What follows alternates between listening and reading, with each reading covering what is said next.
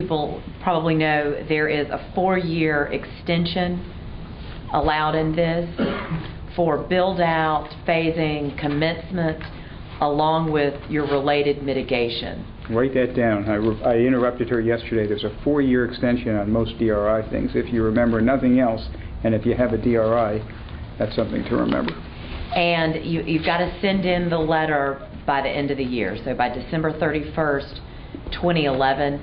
Again, this is if you put the magic language in and you let everybody know that you are hereby extended.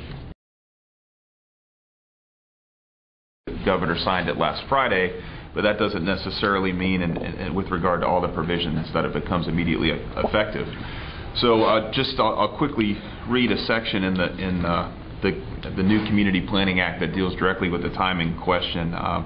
It states, "It is the intent that the new statutory requirements will not require a local government whose plan has been found to be in compliance to adopt new plan amendments implementing the new statutory requirements until the year-based amendment period."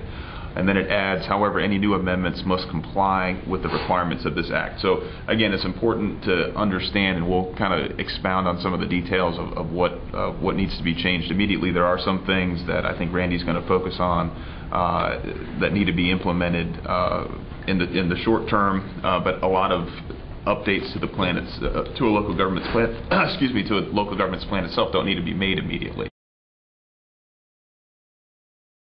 There is no longer any requirement that a local government demonstrate financial feasibility on anything.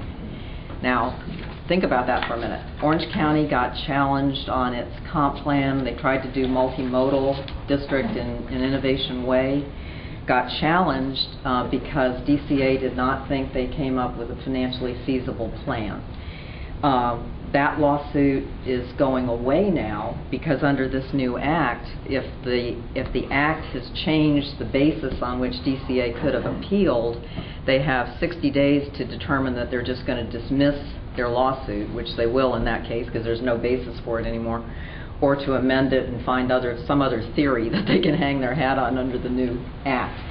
But financial feasibility is gone. And now what that ties into is that you still have to show, you still have to have a capital improvements element. Every local government's comp plan still has to have the capital improvements element, but they only have to have an estimate. They have to estimate the public facilities costs and when they'll be needed.